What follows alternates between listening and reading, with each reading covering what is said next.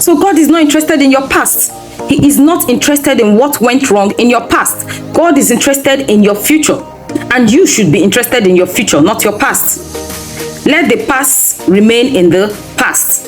So we're going to handle ways of how we can break free from our past. Number one, we have to acknowledge it. You can't deceive yourself. You have to acknowledge that that past remains. That is why we learn history in school. History is there for a reason, for record keeping. So acknowledge it, learn from it. Say, yes, this thing happened to me. Yes, this is the history that I have. This is what happened in my past. This is what happened in the generation of my parents. This is what my parents did. We have this history in my family. You can't run away from it. Ask for forgiveness of sins.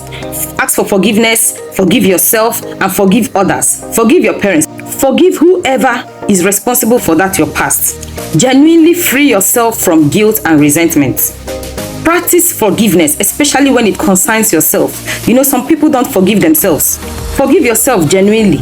You know, some people keep on thinking and saying, I made a mistake. Why did I fall for such a person? You know, did I allow such a person to trick me? Or if it's something that has to do with money, why did I fall for this scammer? Why didn't I detect that that was a scam? You need to forgive yourself. It has happened. You have learned from the mistake. You move on. Such a thing will never happen to you. Even if it happens to you again, I don't think it's going to happen to you exactly the way it happened to you. You should learn from your mistakes and move on and forge ahead. Forgive yourself. So you have to acknowledge your growth. Tell yourself that where I was before is not where I am now. Something that happened in 1940 is not the same thing as something that is happening in 2024. There must have been a level of growth that you have attained. You must have grown physically, you must have grown mentally, you must have grown spiritually, you must have grown age-wise. Growth is something that cannot stop. It's something that happens. So even if you don't grow in other aspects, you are not the same age. When you were 18 years old, now you're 28 years old, you're not the same age. That is growth.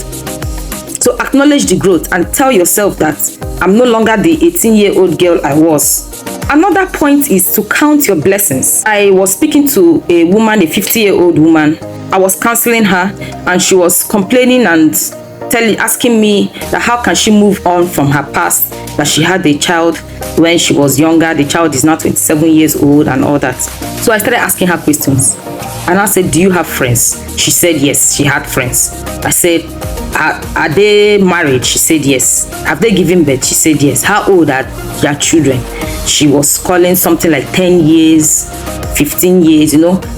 And I asked her, okay, you have a child. Where is your daughter? She said her daughter is in the final year in the university. She's about to graduate. I said, fine.